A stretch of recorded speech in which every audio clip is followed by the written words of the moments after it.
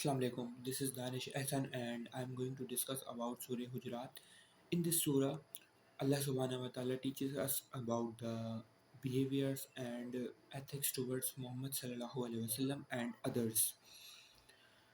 In the first ayah, Allah subhanahu wa ta'ala says, Ya ayyuhallazina amanu la tuqaddimu bayna yadayhi Allahi wa rasulihi wattaqullaha inna Allaha samiyun alim.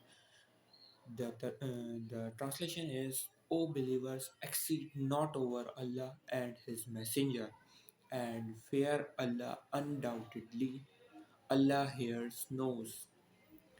In the second ayah, Allah subhanahu wa ta'ala teaches us, Ya ayyuhallazina amanu la tarfa'u aswatakum fawqa sawti an-nabiyyi wa la tajharu lahu bil qawli kajahri ba'zikum li ba'zin an tahbata a'malikum wa antum la tash'urun.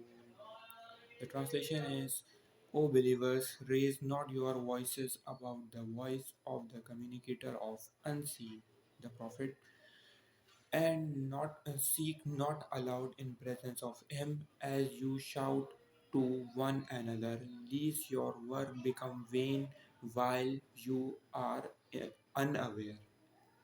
In the third ayah, Allah subhanahu wa ta'ala teaches us, Inna allazina ya'uzzuna aswatuhum inda rasulillahi ulaika allazina ammahatana Allah wa qulubuhum litaqwa lahum maghfiratun wa ajran azim.